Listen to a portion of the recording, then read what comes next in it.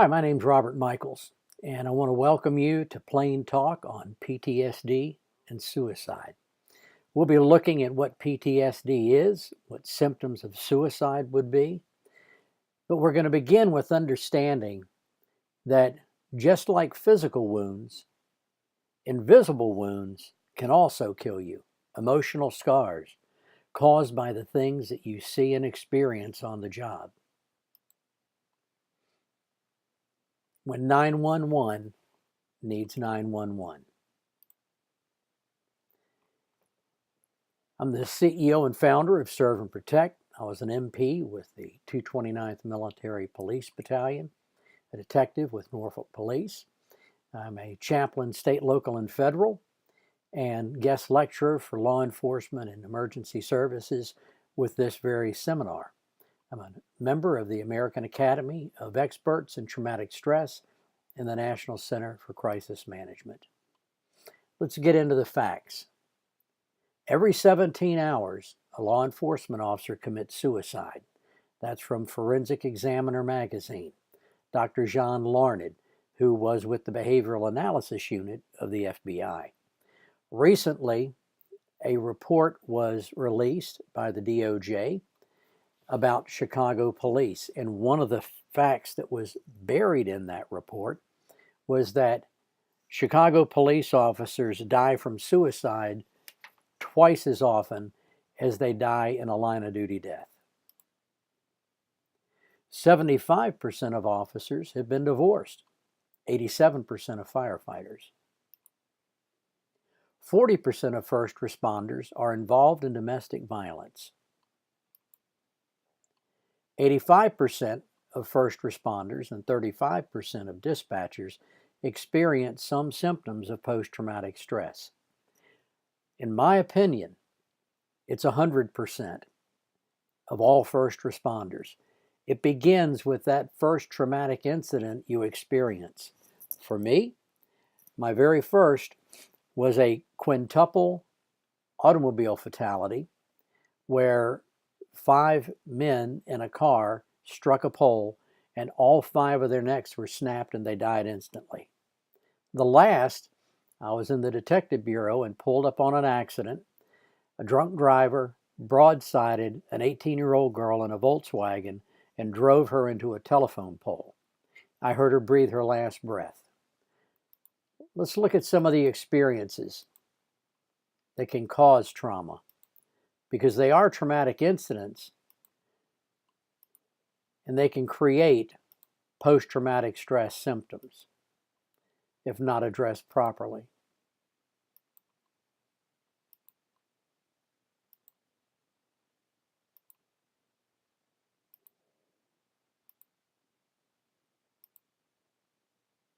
What causes PTSD? Now, there are some things that you might not consider apart from the accidents and the homicides and the other things you might witness. Here we have a sheriff's deputy kidnapped and raped on her way to work. This one is absurd. The Chicago Police Review Board head has decided that she thinks it's too much of a burden, too high a hurdle for a complainant to have to sign a form attesting to the veracity, the truthfulness of their complaint against a police officer. That has not been enacted yet, but that's what she wants to do. Here in this particular county, 41 sheriff's deputies resigned all at the same time. Why? Because their insurance plan would change on a Monday, so the Friday previous, they walked in, laid their badges on the desk, and filled out their retire papers and left. San Jose officers are so short-handed, they're living in RVs outside the department. They're working 17-hour shifts. The Ferguson effect. Chicago officer was beaten terribly because she was afraid to pull her weapon, afraid that somebody with a cell phone would make her look bad and disgrace the department. South Carolina chief was charged with murder in a shooting. I'm very familiar with this one because I spoke with that chief and helped him out. In that particular instance, the chief was involved in a Officer-involved shooting. The man died. He was cleared by local, state, and federal authorities, including the FBI and DOJ. 3 years later, after the decision in Ferguson to not indict Darren Wilson, a malicious prosecution began, and a local prosecutor charged this chief with murder. As it ends up, at the end of the day, they settled for a misdemeanor conviction, which means, as we all know, they had nothing to begin with. The Ferguson riots. You know, whether you were there or not, those who are first responders felt the vicarious trauma of seeing what they saw on the screen and feeling the pain for their brothers and sisters. Speaking of malicious prosecution, this particular prosecutor charged 6 police officers with homicide. They were cleared completely by a judge that routinely prosecutes and convicts police officers. So there was no there there. This is a good one. Big Bird de Blasio told police officers in tense situations they should close their eyes and count to 10. Brilliant. When we see that other officers have been shot or wounded, we feel that because we are a family across the country. When that Dallas ambush happened, we all had heavy hearts. We all grieved for the brothers and sisters in Dallas. And then, a short time later, in Baton Rouge. The Ferguson effect, once again, this is the Chicago officer. In Houston, there's another pension plan issue, and it may lead to 126 officers resigning. This one is an Indiana town without a police department. Why? Because they would only buy one bulletproof vest for 9 officers. That's so absurd, it's hard to put into words. Gangs make death threats against Danville officers. You know, when we hear threats made against police officers, and it happens regularly, those things create a traumatic effect for everybody, because whether it happens in Danville or Fredericksburg, those threats are real, and too often our brothers and sisters die at ambush. Baltimore police officer was shot in the wrist. People, for some reason, have taken to shooting police officers more. The ambush shootings of police officers are the highest in decades. In fact, last year, in 2016, we lost 64 officers to gunfire. In addition, we lost 12 to vehicular homicide, and 3 that were physically beaten to death, one of which went down an elevator shaft. A third of those deaths were by ambush. That sends a traumatic signal and feeling throughout the profession. Anti-police activists, political activists, and malicious prosecutors can indeed stimulate PTSD symptoms, trauma. Who can forget pigs in a blanket, fry 'em like bacon? Or that particular prosecution in Baltimore. Or more recently, this piece of art, I use that term loosely, was hung on the walls of Congress by a congressman. And it was taken down by another congressman who found it offensive. The first congressman hung it back up, and ultimately the architect of the Capitol, who is in charge of what goes on the walls, took it down. They are now filing a lawsuit against that architect to have it put back up. That's absurd. Look at this little cartoon. Those traumatic calls never get to you, do they? You're a rock. And all the while, he's a ticking time bomb. I'd love to have you download our mobile app. It's free. It gives all kinds of information, videos, articles, and from the very home screen, you can call our crisis line with one touch. We're going to talk about the cast iron shield now. The cast iron shield is a God-given defense mechanism. It's emotional desensitization. Because if you felt emotionally every victim of a crime, every victim of an accident that you saw, you emotionally could not hold it together and do your job. So it's kind of like a callus. It builds up. It keeps our emotions check on the street. But unlike the uniform, you can't disengage the shield at home. So it can easily impair family relationships. Each experience toughens that shield. Family and friends notice a change during the first year on the job. If you don't master it, it will master you. It will make you distance yourself from your family and friends. It's emotional desensitization. It's like a callus. If you don't work in the yard and all of a sudden you go out and start digging a hole, at the end of the day, you're going to have a callus on your hand. Well, what this is kind of like a callus. Each incident, each traumatic experience builds up that desensitization so that you're not feeling or you're categorizing differently those emotions. Some of the common reactions to trauma: distortion of time, sensory distortions and tunnel vision, perceptual or behavioral distortions, sense of helplessness, limited choices, feelings and impact of your fight, flight, freeze response to the incident, and perhaps a disturbance in memory. You may not remember things as they were. Hyperarousal, hypoarousal. Broca's area, that's a section in the brain. It helps put your thoughts and feelings into words. But during trauma, that shuts down. So it impedes your thoughts and speech. Words fail to capture the experience. According to the DSM-5, the Psychological Dictionary, the highest rates of PTSD are found among survivors of rape, military combat, first responders, and those who have been held in captivity. Pre-trauma risk factors. What can make you more susceptible?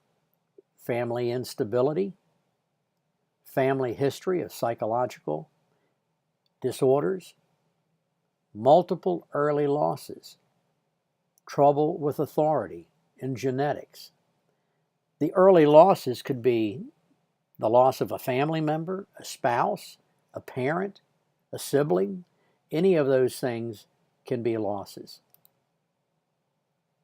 Absence of social support, earlier depression or anxiety, early substance abuse, ineffective coping skills. What is post-traumatic stress? It's a mental health condition that is triggered by a terrifying event, either experiencing it or witnessing it. Now, the part about witnessing it, this is why we feel what we feel when we saw what happened in Dallas or Baton Rouge, or where we see officers who have been killed. We feel that, and it is a traumatic piece of news. We weren't there, but we witnessed it on the screen. It's an emotional wound. But here's the important thing. It's a normal reaction to an abnormal circumstance or experience. Many people develop mental disorders other than post-traumatic stress. Acute stress disorder is the term used when symptoms develop within the first month. The term PTSD with delayed onset is when it takes longer for the impact to be recognized. The DSM-5 expanded the criteria for PTSD. Re-experiencing and intrusive thoughts, meaning the scenes from the traumatic event pop into your head. Avoidance, negative alteration in cognition and mood, marked alteration in cognition and mood. When someone either is engaged in or witnesses a traumatic event, the incident first processes to short-term memory, and in time, on to long-term memory without further issue. For some, however, the traumatic incident gets stuck in short term, if you will. Over time, weeks, it might trigger acute stress symptoms like anger, sleeplessness, etc. It might present in one of three ways: hypervigilance, being tense and on guard; anger, rage, sleep problems; anxiety, depression; relationship issues, familial and on the job; social withdrawal; potentially suicidal ideations; and angry with God. Addiction is not a symptom. It's a byproduct. It's self-medication. So acute stress disorder is most often diagnosed when exposed to a traumatic event in which both of the following were present. The person experienced, witnessed, or was confronted with an event or events that involved actual or threatened death or serious injury. Secondly, though not required, the person's response is likely to involve intense fear, helplessness, or horror, either while experiencing or after experiencing the distressing event. The individual has three or more of the following dissociative symptoms: a sense of numbing, detachment or absence, a reduction in awareness of his or her surroundings, derealization, depersonalization, and dissociative amnesia. Post-traumatic stress. We've talked about that just a moment ago. Fear triggers many split-second changes in the body to help defend against danger, to avoid it. This is the fight or flight response. Nearly everyone will experience a range of reactions to trauma, yet most people recover from initial symptoms naturally. People who have PTSD may feel stressed or frightened even when they're not in danger. And delayed expression, about a quarter of PTSD cases is with delayed onset. That could be 6 months later. With acute stress disorder, that's generally within the first month. Not all who experience the same traumatic event develop PTSD, but constant exposure can develop some symptoms. What we experience is cumulative. You don't just have one event. You have multiple events that you witness, and it adds up. Emotional trauma is a normal response. I can't emphasize this enough, to abnormal circumstances, things that you see and experience on the job. And don't forget, we talked about administrative issues, which can easily cause stress and anxiety, and ultimately, like bullying, lead to post-traumatic stress. Fatalities, especially involving children, suicides, homicides, dismemberment or burn victims, all of these are things that can cause PTSD. 9/11, Oklahoma bombing, all of those things were terrible. Just like the club down in Orlando, the Pulse Club. I cannot imagine what it was like walking in that club, whether you're a paramedic or a first responder, a law enforcement officer, crime scene technician, and you're hearing phones go off. The smells and the sounds would have been horrible. Just like at Newtown, it would have been terrible. Now, one thing that's important, failure to communicate what you're feeling, bottling it up, is going to enhance the likelihood that you experience some emotional distress. All first responders, dispatchers, and corrections officers experience traumatic events. It's part of the job. Trauma can be caused by job stress, finances, administrative issues. Now, it is my contention that all first responders are affected by trauma in some form, just like we talked about the cast iron shield. Now, you might think that you have escaped that and you're not really affected. Ask your spouse. For public safety, critical incidents are cumulative, not a single accident. Throughout a career, you can witness a ton. When you experience trauma, your left brain functions defer to your right brain, which is observing and reacting to the immediate threat. Fight or flight, That's what happens. The left brain, which processes details, specifics, is not reacting to the traumatic event. It's deferring to the right brain. There's a look at the right versus the left hemisphere, some of the things that they control. The right hemisphere in trauma is intuitive, it's emotional, it's visual, it's spatial and tactical. It's first to develop in the womb. During trauma and flashbacks, the right side activates and the left side declines. You're in survival mode. The left side is executive functioning, linguistic, sequential, analytic. It helps us remember facts, statistics, vocabulary of the event. It's developed later in life. In a traumatic experience, the reaction may be automatic. In fact, it will be, and not recall clearly because it was the key to survival. Memory distortion, time and tunnel vision, perceptions. The best thing to do if you've been involved in a traumatic incident, don't give a statement. Don't tell everybody what happened until you've had 2 complete sleep cycles, because your brain is still operating on the right side. And remember, it's the left side that has the details. In a traumatic situation, it's not uncommon to lose control of your bowels or urine. And I know you're laughing, but that's true. Now, here's a practical illustration. A police officer in Chicago was involved in a shooting. He saw a suspect on an L car, and he had guns. He had a gun pointed at civilians. There were police on board. When the officer arrived, he had a clear shot at the suspect, and he took it. When he was debriefed, they asked him how many shots did he fire. He said 1. When they unloaded his weapon, he had fired 7 shots.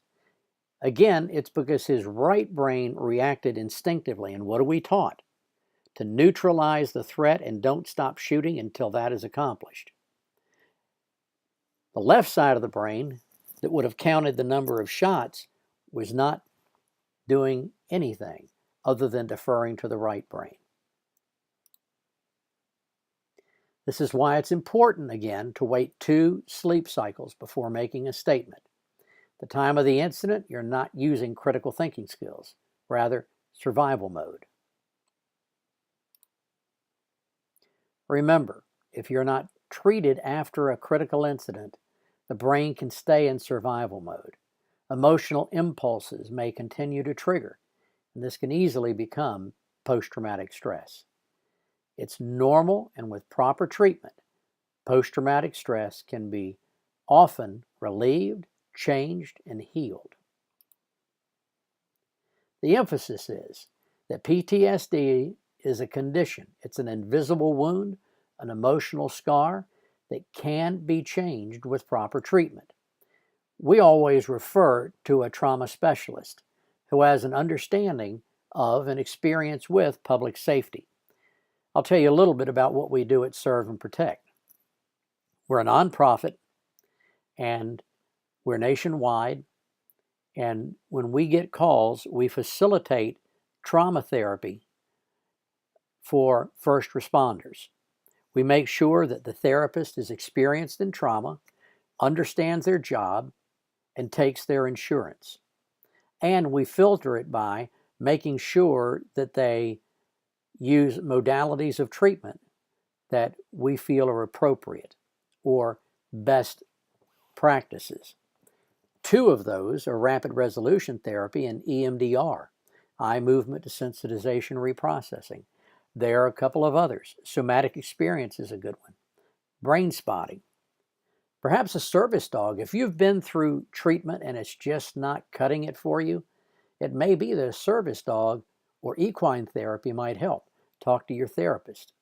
Maybe recreational therapy, like an organization called Hunting for Heroes. The first step to healing is admitting the problem. If you keep denying it, you're not going to be helped. The second step is asking, whether it's us or someone you know, ask for help. And lastly, You've got to engage in the process. You can't just show up and be present. You've got to actually engage. Addiction may be a co-occurring issue with post-traumatic stress, and it must be treated simultaneously. It's a co-occurring disorder. If they treat the addiction and do not treat the post-traumatic stress, chances are you'll go right back to the addiction, because it's a self-medicating process so that you don't think about the things that are bothering you. Now, addiction with PTSD, like I said, is self-medication, and it's not always substances. It could include pornography, gambling, extreme exercising, affairs, things like that you just absolutely are committed to numb your mind. Again, the emphasis is that it's a condition, an invisible wound, an emotional scar that can be changed, but it starts with a call. Our crisis line number is 615-373-8000.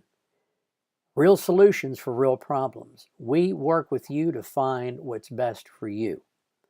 Asking for help is strength, not weakness. Look at this illustration. You see the iceberg floating above the water, but look at all that's beneath. If you remember the Titanic, it wasn't what they saw that took the ship down. It was that the iceberg under the water extended out pretty far, and it sliced a hole right in the side of the ship, and the unsinkable Titanic went down. You may feel impervious to trauma, but my friends, with what you see and what you experience, you simply are not. So, how do you change PTSD from a disorder to having help, having victory, physical, emotional, and spiritual hygiene? Take care of your body. Proper nutrition and exercise, rest. Just say no to addictive elements like booze and narcotics or addictive habits. Rest and relax. Your mind. Get by with a little help from your friends, peers, those who are around you, your support group. Get appropriate therapy through EMD or rapid resolution or one of the other modalities. For me, it's being transformed by the renewing of your mind, as it says in Romans 12:2. And you know, we all have a soul. What we do with that and how we treat that soul is going to affect how we are emotionally. For me, it's all about trust, security, strength for tough times, and peace. These verses address those things specifically.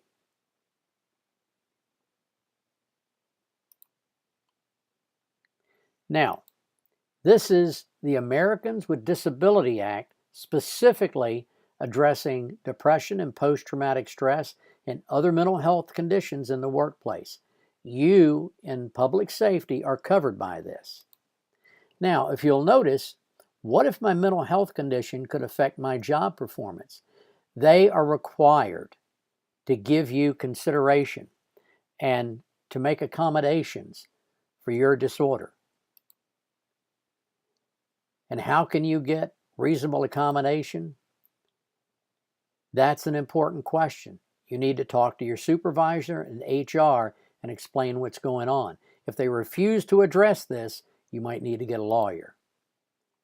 What if I'm being harassed because of my condition? I can tell you that happens. I can tell you that there are people that have lost their jobs because, well, they weren't told it was because of post-traumatic stress, but that's actually what happened. I can tell you a case in point. A deputy in Tennessee. He was involved in a shooting. He responded to a call. A wife called the dispatcher and said, "My husband's going to kill me." They could hear an argument. They dispatched 2 deputies. His backup was 30 minutes away. So he pulled into the driveway, could hear the argument, could hear her screaming for her life, "Don't kill me." He went in through the garage and the kitchen door, and there was the husband with a weapon and shot the deputy twice, once in the upper right, once in the abdomen. And he returned fire, the deputy, and killed the husband. He was given a medal by the governor, and he was on administrative leave with pay because of his injuries and because of post-traumatic stress. But there came a point in time when they would not accommodate him. They wouldn't give him a desk job. He kept pushing for that. Ultimately, he got a letter in the mail. It said, "Dear Deputy, wanted to let you know that you have been terminated because you cannot return to work because of injury sustained in the line of duty." And they fired him. He sent me a copy of the letter, and there it was, signed by the sheriff. The media got a hold of that letter, went out and interviewed the sheriff, who quickly said, "Oh, no, that's not what we intended." Of course he's going to come back. We provide trauma services for PTSD, addictions, anxiety, depression, suicide, relationships. Our partner Safe Call Now helps with the addictions and some of the residential care, in fact, all of the residential care. You call that number, 615-373-8000, and the person on the other end answering will be either an active or retired first responder. Real solutions for your real problems. Again, I want to suggest that you go to our website. It's a free download. Click on download, and it's available in both Android and iPhone. It's free, and you can call for help right from the home screen. Let's talk about suicide. Suicide is a clear and present danger. Here in Tennessee, we have lost a goodly number to suicide. One just recently. Every 17 hours, a law enforcement officer commits suicide. Firefighter suicide is skyrocketing. PD and FD suicide show up sometimes as a murder-suicide. Suicide by perp. In other words, an officer shows up, gets involved in a gunfight, but intentionally doesn't respond appropriately so that they can be killed. Intentional auto accident, or running into a burning building with no intention of coming out. And suicide is no respecter of rank, and it is not a respecter whether you're local, state, or federal. Let's look at some examples. New Orleans, officer commits suicide after a federal investigation. Here, a cop killed his wife and son, torched home, and then shot himself. NYPD detective shoots himself. A Secret Service agent on the Obama detail committed suicide. An officer who killed himself was a 22-year police veteran. 8 deaths so far in 2016, and that was early, and that was Canada's first responder PTSD crisis. They're having PTSD, and as a result, they weren't getting the help, and they committed suicide. An Arlington officer under state investigation. And if you get into trouble, sometimes guys think that that's the only answer, but it is not. Your family needs you. Former San Francisco assistant police chief. There's a police chief. This one is particularly troublesome. This was the officer who called in that he was chasing suspects. When people responded to his location, they found him dead. He had been shot. There was no description of the suspects.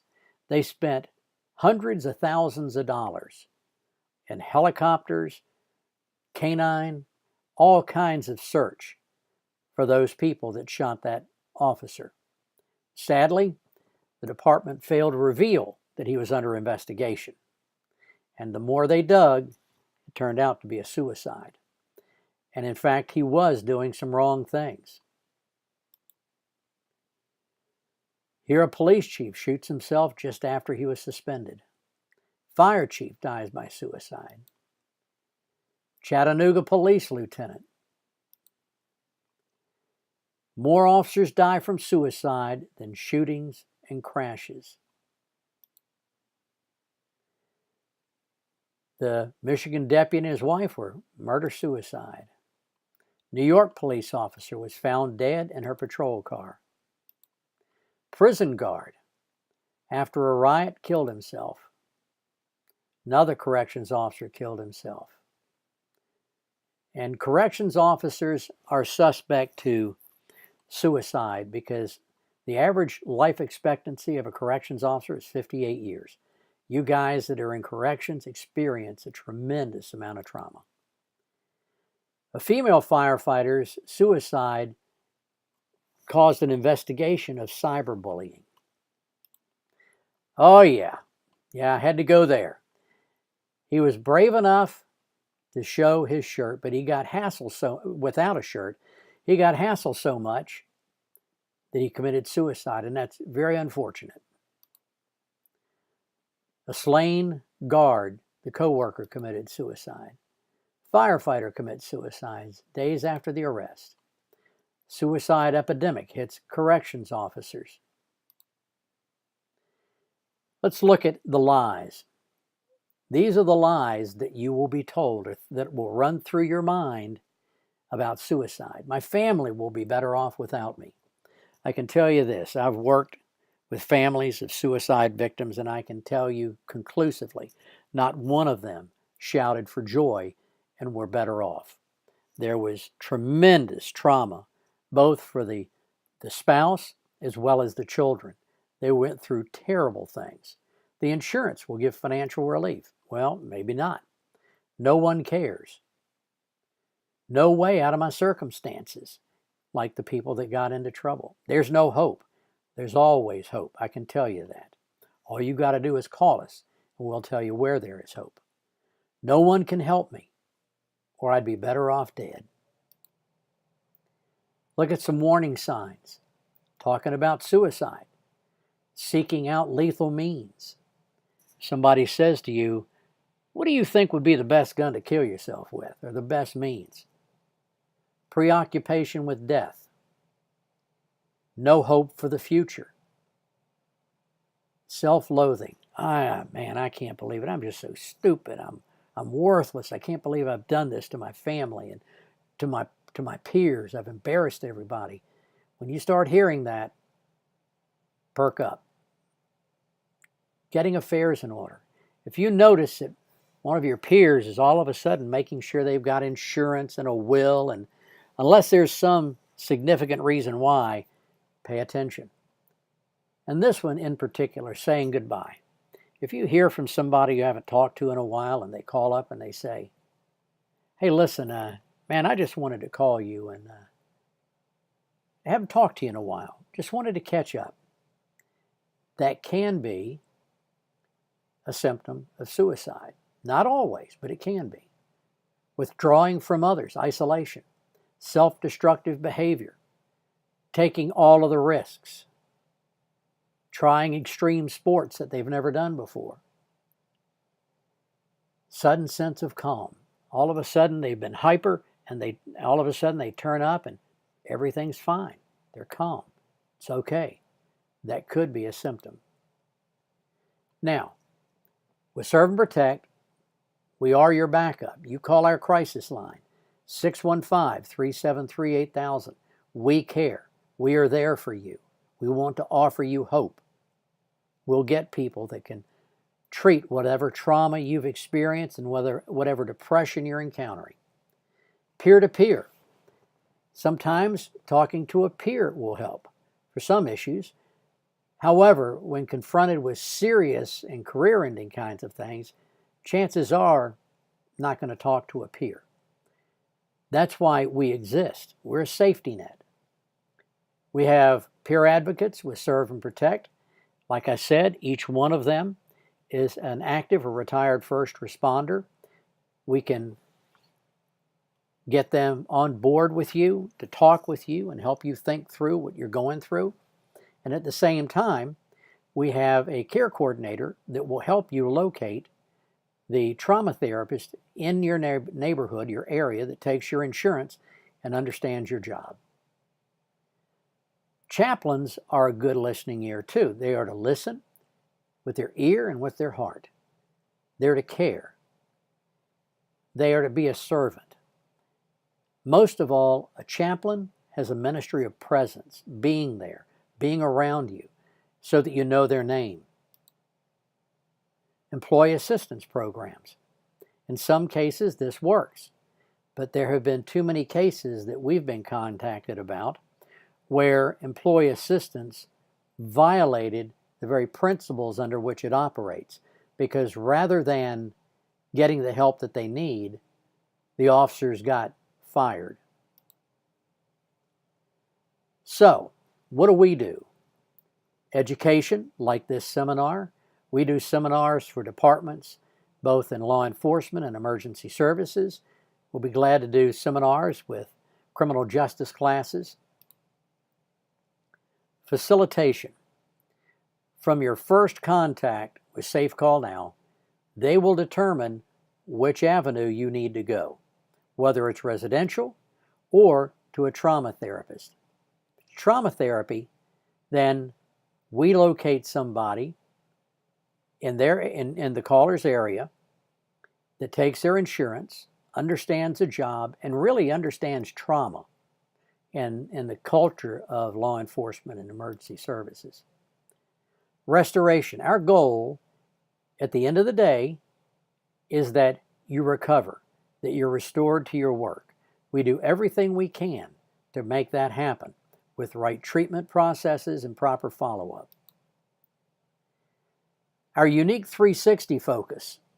If somebody goes into residential care, we make available to that person a chaplain to stay in touch with their family back at home, to help them through the time that they're going through.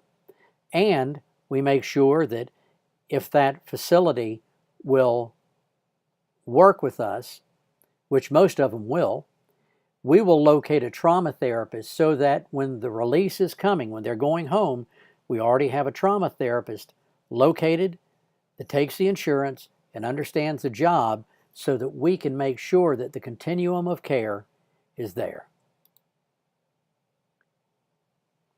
When 911 needs 911, we're your backup. Our crisis line is confidential. It's nationwide. That's the number, 24/7, 365. Here's our team. Me, Rob Michaels, Rose Casali. Rose is our care coordinator and spouse advocate. If your spouse is struggling with your job, Rose would be more than happy to talk with them. Carrie Steiner. Carrie has a doctorate in clinical psychology. She operates the First Responders Wellness Center outside of Chicago, and she's our clinical advisor, and she's on our board. Rob Casali. Rob is a peer advocate, as is Dr. Rich Kelly and Michael DeJesus, Donnie Hecox, and Houston Gass. Each one has unique experiences. Houston, for example, was on a call, turned a doorknob, and was shot in the face with a 12-gauge shotgun. So there's not much you're going to confront him with that he hasn't experienced. And then Judd Granzow.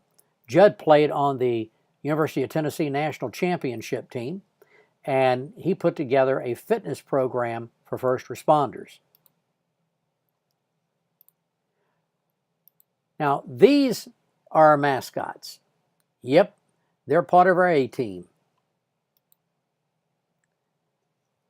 Our partners and alliances, Sean Riley with Safe Call Now, Carrie Steiner from First Responder Wellness Center, Dr. Holland Michaels, he's a therapist, and I will say she is my daughter, Dr. Olivia Johnson, the Blue Wall Institute, Dr. John Conley with Rapid Resolution, Robert Douglas with the National Police Suicide Foundation, Jeff Dill with the Firefighter Behavioral Health Alliance, Jennifer O'Neill, who has Hope and Healing at Healing Glade doing equine therapy, Law Enforcement Legal Defense Fund, and the Badge of Honor Memorial Foundation. Again, consider keeping us on your phone. Download our mobile app. We'll be glad to help you. Body, mind, and soul. That's what we do. We treat the whole man.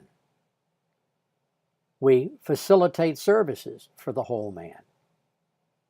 Now, Check out our website, serveprotect.org, on Facebook /serveprotect, my email, rob@serveprotect.org if you have any questions, or Twitter @serveprotect. Again, and our crisis line, 615-373-8000.